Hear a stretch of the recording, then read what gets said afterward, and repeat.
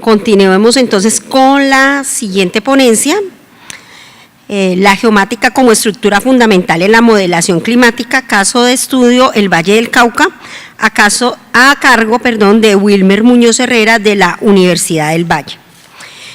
Wilmer Muñoz Herrera es ingeniero topográfico de la Universidad del Valle desde el 2016, actualmente estudiante de maestría con énfasis en Ingeniería de Sistemas y Computación de la Universidad del Valle, perteneciente al Grupo de Investigaciones en Simulación y Modelación Dinámica Espacial GISMODEL y becado del Centro de Investigación e Innovación en Bioinformática y Fotónica de la misma universidad.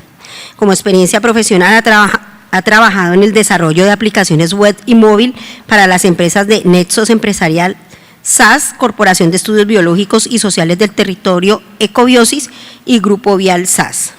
Como integrante del Grupo de Investigación GISMODEL, apoya la implementación de modelos para el procesamiento y publicación de geoservicios en la web a partir de imágenes satelitales y datos de campo, diseñador de bases de datos geográficas y visores web para los proyectos ambientales de Colombia y Valle del Cauca.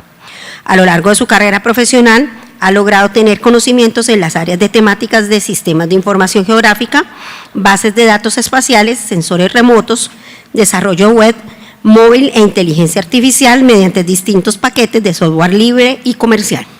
Los dejo entonces con Wilmer Muñoz. Gracias. ¿Ya?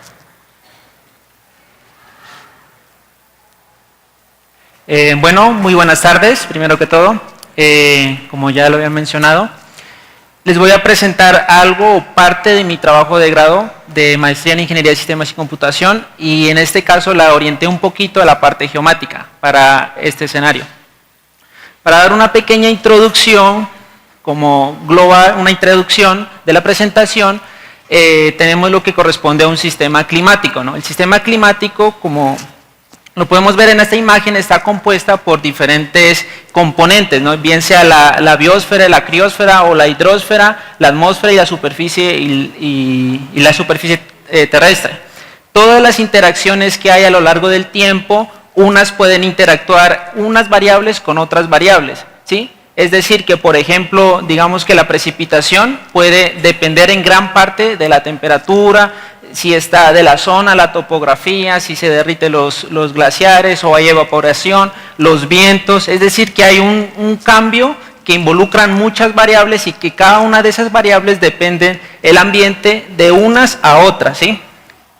Entonces, la idea es poder llevar esos sistemas climáticos a un modelo computacional, ¿no? En este caso tenemos, por ejemplo, una imagen donde miramos la cartografía, la podemos representar en un raster y sacar información. Pero en el sistema climático, como estamos hablando de diferentes variables a diferentes posibles alturas, entonces sería como un modelo tridimensional, digámoslo así. Entonces tenemos una superficie que cubre la superficie de la Tierra, con su grilla, su raster, y además de eso tenemos como unos bloques que hace la parte de 3 dimensiones, y en cada nivel puede tener diferentes condiciones climáticas, ¿sí? Entonces los modelos climáticos globales permiten modelar o simular el sistema climático que está ocurriendo y así poder proyectarlos en un futuro y poder conocer y tomar decisiones de cómo va cambiando a lo largo del tiempo, ¿sí? Entonces aquí hay otra imagen muy similar donde miramos que esos cubos que están en la base cubrirían un área, también en la parte de altura serían los diferentes niveles de la capa, y ahí hay una gran interacción, ¿sí? Bien sea en los rayos del sol que ingresan, como en los gases, el movimiento, la circulación del viento, ¿sí? Entonces todo eso es un sistema que van cambiando y la idea es poder modelar esos sistemas. Los científicos investigadores se han tratado de poder llevar esos modelos, esos sistemas a modelos computacionales, ¿sí? En este caso tenemos, por ejemplo, hay unos diferentes, en cada una de esas líneas podemos ver, aunque bueno, es un poco borroso, pero ahí cada una de esas líneas corresponde a los diferentes modelos de diferentes instituciones, investigaciones o universidades que han tratado de poder modelar ese sistema climático que está desde 1900 hasta el 2100, ¿sí? Entonces ahí podemos mirar que cada uno de esos modelos, cómo va a ser su comportamiento de las diferentes variables. Esos modelos pueden tener hasta unas 47 variables de diferentes tipos, bien sea atmosféricas o hidrosféricas, o bueno, hay una gran cantidad, un gran banco de información de variables que son modeladas. Y cada uno de esos modelos en diferentes ubicaciones espaciales tienen diferentes comportamientos. Es decir, que por ejemplo, en algún sitio, un modelo climático global puede tener mejores resultados que ese mismo modelo en otras ubicaciones. Es decir, que para poder explorar este amplio bagaje de modelos, sería como necesario ir investigando uno por uno y mirar cómo ese modelo se adopta a mi zona de estudio, a mi zona de evaluación, ¿sí? Además de eso, en los modelos climáticos globales, cada uno de esos se proponen unos posibles escenarios, ¿no? Esos posibles escenarios se podría estar en el optimista, desde el optimista hasta el pesimista, en 4 niveles. Estos han sido definidos por el IPCC, ¿no? El IPCC es un grupo de expertos en el cambio climático. Cada uno de estos modelos depende de la proyección, de la concentración del CO2 en un futuro en el 2100. Es decir, que por ejemplo en esta gráfica podemos mirar los diferentes escenarios. El azulito es el ideal, ¿sí? El rojo es el pésimo, que de hecho todo eso pues depende a cómo nos acogemos en el ambiente. Entonces esto es unos 4 posibles escenarios, pero eso es muy variante a lo largo del tiempo. Si se toman diferentes políticas de toma de decisiones, entonces estos pueden cambiar.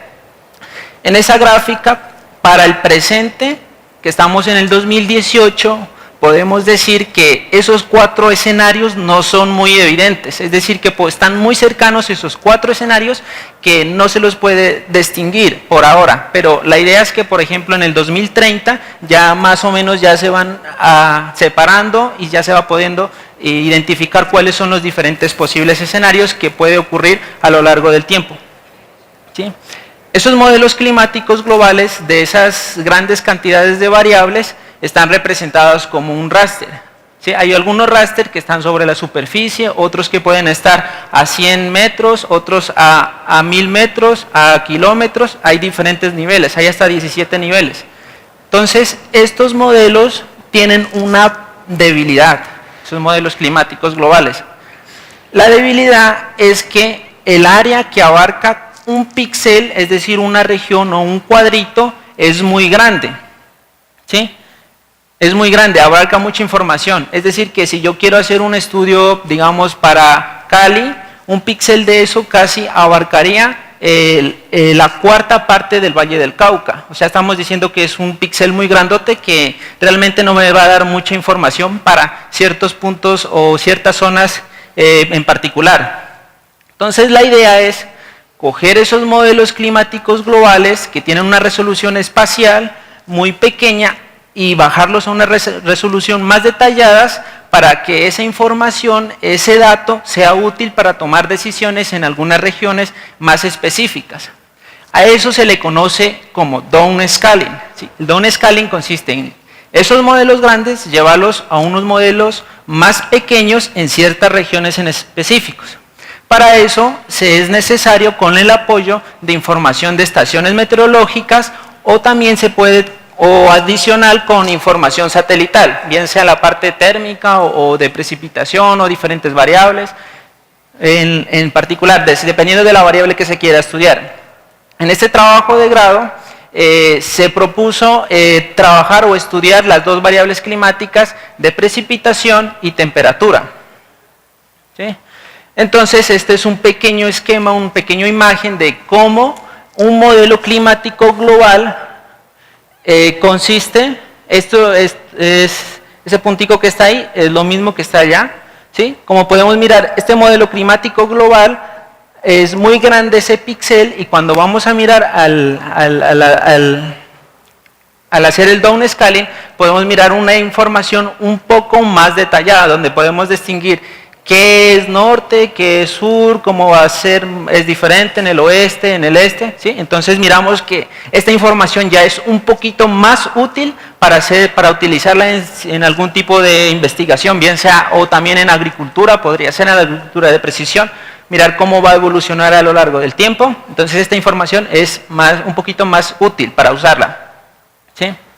Entonces, para eso se integró el uso de herramientas de inteligencia artificial o métodos o de machine learning para poder hacerlos más pequeños. Aquí no es, por ejemplo, que algunas veces uno, trabajando con ArcGIS o con QGIS, tiene la imagen y le da reducción de escala y él hace una interpolación y lo escala. Y ya, listo. Eso es todo. Pero pues eso no, realmente en el campo no se ve eso. En el campo, debido a diferentes condiciones, la información es muy diferente. Por ejemplo, en la imagen acá, en este cuadro, en la parte inferior, no es lo mismo que en la parte superior, pero si podemos mirar ese cuadro grande, me está diciendo que es lo mismo, ¿sí? Entonces, al hacer interpolación ahí, pues no me va a dar mucha información útil, ¿sí? Entonces, ese sistema de información se integra con el uso de información de una base de datos que está constituida por información satelital, meteorológica, modelos climáticos global y además de eso se apoya con inteligencia artificial para poder disponer de esa información más detallada, ¿sí? Bueno, como a lo largo del día hemos mirado que todos nos hablan de inteligencia artificial, nos han dado muchos ejemplos, entonces voy a pasar esta presentación. Este es el esquema que trabajamos en la investigación. Bueno, del banco de datos la depuramos, hacemos diferentes, sacamos unos, digamos, valores atípicos, hacemos una exploración de los datos, luego pasamos por un proceso de inteligencia artificial para que el modelo aprenda y luego esos resultados, la idea es disponerlos a la comunidad, ¿sí? Entonces, como información, tenemos, por ejemplo, en esos siete mapas, corresponde el primero al modelo digital de elevaciones, al segundo, la altura geopotencial, aquí a 850 hectopascales. Bueno, cada uno de esos son modelos climáticos globales. Si podemos mirar en el Valle del Cauca, nos cubre casi 4 píxeles nomás, ¿sí? Entonces, esos son como valores de entrada.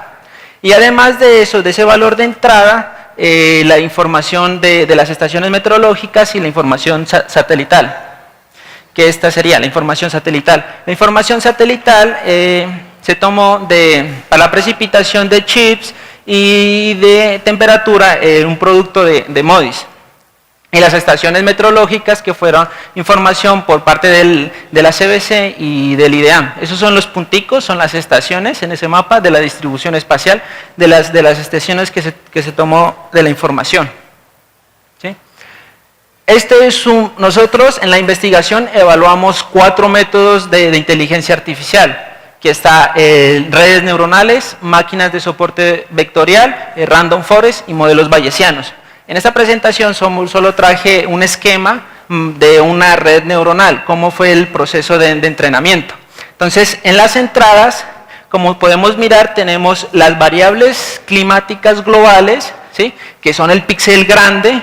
Además de eso, su información topográfica pasan por una red que esa previamente ya le ha enseñado al modelo con información existente de 1980 hasta el 2017. Y como resultado me va a tener el raster de la precipitación o raster de la temperatura.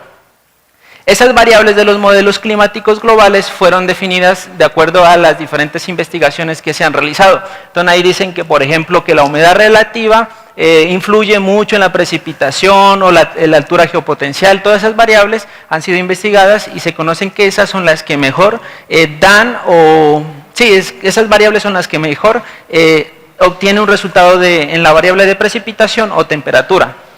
Esas redes neuronales se trabajaron sobre un paquete libre de R. Entonces ahí tiene sus librerías que para las 4 herramientas, métodos de inteligencia artificial que evaluamos, en el mismo paquete se trabajaron y se producieron unos diferentes mapas, ¿sí? Unos diferentes mapas. Pero, como esos mapas, estamos hablando que la información que se hizo es de forma mensual, desde 1980 hasta el 2100, entonces vamos a mirar que cuántos mapas tenemos, eso es o sea, sería como más de 1400 mapas, ¿sí? Más de 1400 mapas para la precipitación, para la temperatura y además de eso en los 4 posibles escenarios. Entonces estamos hablando de un banco de imágenes enormes, ¿no? Entonces la idea es que esa información sea más útil y que sea fácil de conseguirla, entonces se opta por el desarrollo de un sistema web que le ayude a controlar, manejar, ubicarse dentro de los diferentes espacios y conseguir la información en algunos puntos puntuales, en alguna región, en diferentes escenarios, si es la precipitación o temperatura, ¿sí? Entonces la idea es poder eso llevarlo a un sistema. Ese sistema de visualización se construyó sobre software libre, que en el laboratorio tenemos un servidor disponible en el cual podemos montar una base de datos PostGIS para su complemento espacial, manejamos librería de Leaflet para la parte de interfaz gráfica, de histogram, de gráficos de series y la interfaz gráfica, GeoServer, para poder obtener todos estos mapas, este compendio de esas 1400 imágenes, poderlas disponer ahí y así poder manipular y controlar sobre ellas. Entonces aquí les traigo un pequeño demostración de cómo es el sistema que montamos.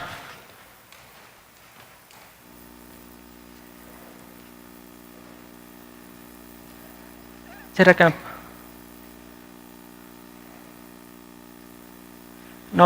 Ponme la URL.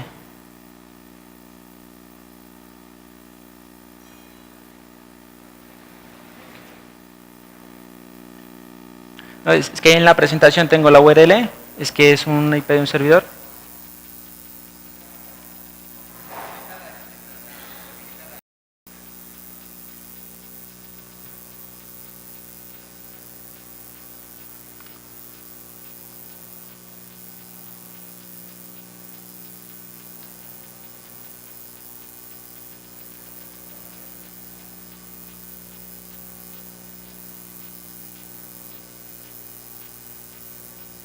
O, ¿por qué no me reproduces el video?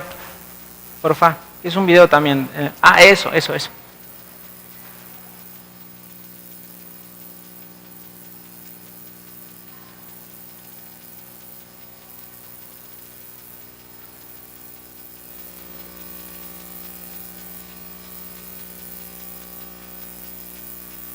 O, ¿por qué no me reproduces el video mejor? Sí.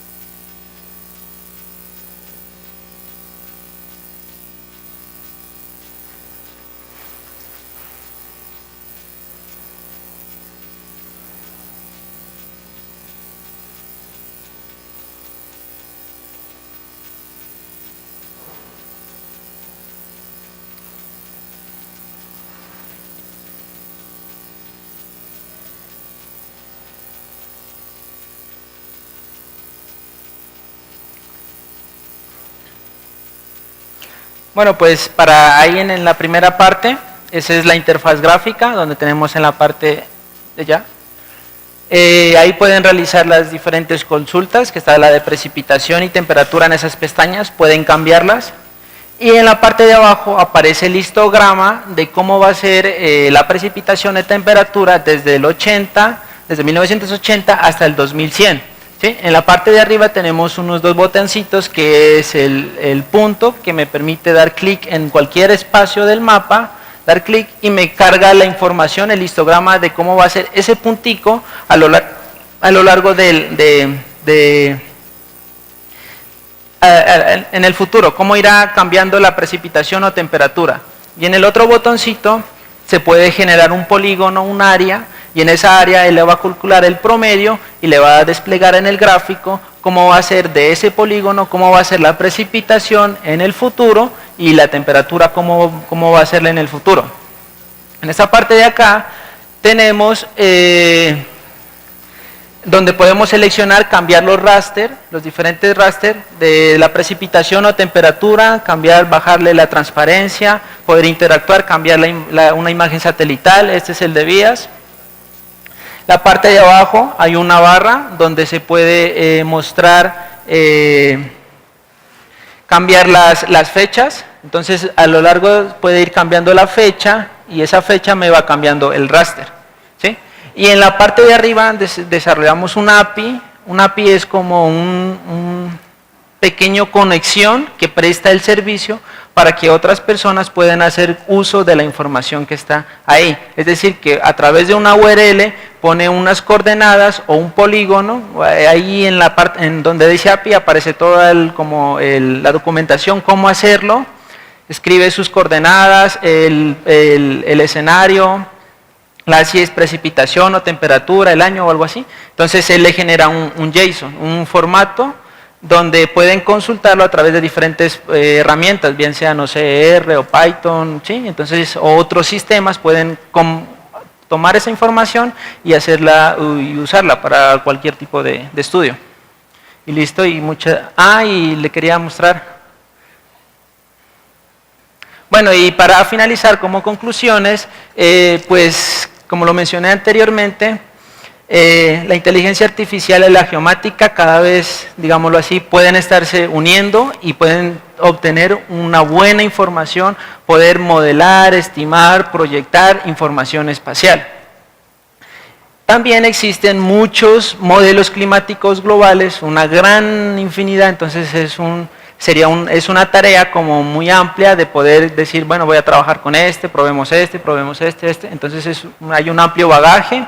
Y además de eso, las tecnologías web me permiten poder manipular o controlar un banco de datos que posiblemente en una USB o en disco duro, PDF, puede ser muy tedioso buscar, que no sé, en alguna carpeta o algo así. Entonces, estos sistemas de web me permiten poder controlar, además de eso, información espacial, que es algo como muy importante. Listo, y muchas gracias.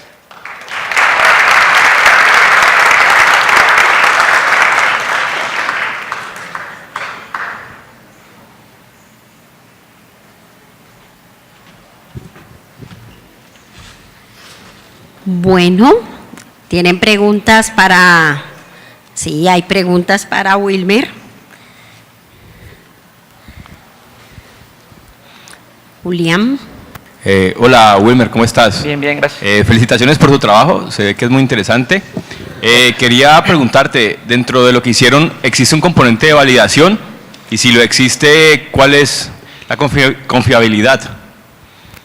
Nosotros, bueno, la investigación, el trabajo de grado, la idea era poder identificar cuál de 4 técnicas propuestas obtenía mejores resultados en el proceso de downscaling, de bajar esa escala.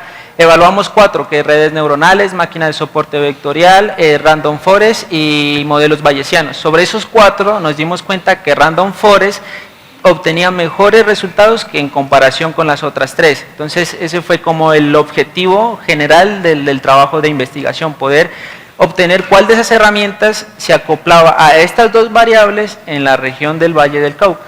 ¿Sí? Ese es como el objetivo general. ¿Alguien más va a hacer preguntas? Jaime. Yo quería preguntarle tengo 2 preguntas. La primera es, ya mirando la información, como en estas líneas que estaban abajo, ¿encontraron algún pico de comportamiento anómalo en ese periodo de tiempo para la región?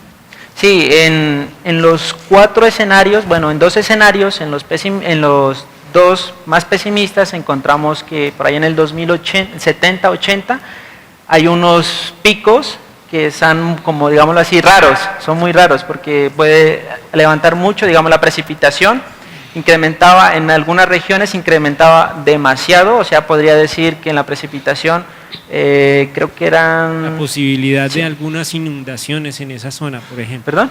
La posibilidad de que la región, como hay alta precipitación, pudiera tener inundación. Eso, exacto. Entonces, eso es muy importante, poder identificar que como va a haber muchas precipitaciones, entonces, bueno, entonces aquí va a llover mucho, entonces actuemos antes, no sé, digamos, pongamos los organismos de socorro, digámosles, no sé, en esta zona se va a inundar o algo así, entonces esa es la idea del modelo, poder decir, además de eso, de la temperatura, las sequías, también se podría evidenciar que hay unas temperaturas muy altas en algunas regiones, entonces eso es... Y la otra importante. pregunta, pues digamos que es un poco respetuosa, ¿no? Porque, digamos, uno al analizar la información que usted entrega, uno dice, ¿qué tan confiable es el modelo y la respuesta de esa información que entrega? Si esa información es oficial, ¿qué confiabilidad hay en esa En el esa uso de la predicción? información. Sí. Pues este es un trabajo de investigación. Digamos, los cambios que se presentan son muy variantes. Es decir, que por ejemplo de aquí a unos 2 años el modelo no aprendió o los cambios fueron muy diferentes en la superficie terrestre que realmente el modelo se desbarató. Entonces realmente quedó obsoleto. Entonces eso es muy importante, porque esto es una estimación, ¿sí? Hay que aclarar eso, que eso es como una estimación. Esto es lo que puede suceder, ¿sí? Aquí el modelo no le puede decir, vea, esto va a suceder. No, esto es lo que puede suceder, ¿sí? Porque, por ejemplo, en algunas zonas también miramos que hicimos unas evaluaciones del 2014 al 2017 y miramos y comparamos a ver el modelo cómo predijo y cómo fue la realidad. En la parte de Pacífica, realmente por la falta de estaciones meteorológicas de la información también podría asumirse que puede ser una razón. Los errores eran muy altos. Estamos hablando de las correlaciones de 0.5. Entonces son, pues, digamos, sí o no, está ahí como en la mitad. Entonces esas zonas podría decirse que una puede ser porque fue falta de información para entrenar nuestro modelo o porque en la parte de precipitación sobre esa zona es como más lluviosa, entonces también la margen de error puede ser más alto, digámoslo así. ¿Sí? ¿Alguien más? Felicitaciones. Hay otra pregunta en la parte de atrás. Buenas tardes, ingeniero. La pregunta es la siguiente. En la década del 80 había un sistema computacional basado en modelos matemáticos para simular las condiciones climatológicas del futuro. Esos sistemas se llamaban el sistema CRAI. Eran basados en equipos mainframe y simulaban una cantidad de variables para ponderar las futuras condiciones climatológicas. ¿Ese sistema está obsoleto hoy en día con estas tecnologías o se sigue utilizando? El sistema no lo conozco. No conozco el sistema, no podría decirte. Ya. ¿Alguien más? Sí. Compañero, es que tengo la misma curiosidad que tenía los otros 2 compañeros, era en términos de la precisión del modelo. Pero existen metodologías que nos pueden definir la confianza, por lo menos en el cuestión del modelo sería la validación cruzada y eso Sí. nos da pues la precisión. Y las fechas que diste, pues más que todo para este tipo de modelos, es muy corta. Entonces eso verdaderamente va a generar conflictos para poder generar predicción sobre ello. Se necesitaría una base de datos un poquito más grande para poder entrenar el modelo como tal. Pero la intención de generar el algoritmo y que esa metodología se pueda aplicar, sí es algo que se debería implementar o empezar a implementar para tener en cuenta. Lo importante es que las bases de datos o los sistemas de información para que estos modelos sean, llamémosle, efectivos, requiere bastante o un gran volumen de información. Entonces, ahí ya sería dejar la metodología que estás proponiendo para que más adelante, con más años, con más registros de información, haga que esto sea preciso y más útil. Listo. Bien, gracias. ¿Alguien más va a intervenir? Bueno, parece que nadie más. Entonces, Wilmer, te hago entrega de tu placa conmemorativa. Alcaldía de Santiago de Cali, el Departamento Administrativo de Planeación Municipal agradece a Wilmer Muñoz Herrera de la Universidad del Valle por su valiosa participación en el segundo foro de la infraestructura de datos espaciales de Santiago de Cali, IDEX, tecnologías geomáticas aplicadas al planeamiento territorial y gobierno, Santiago de Cali, noviembre 22 y 23 del 2018.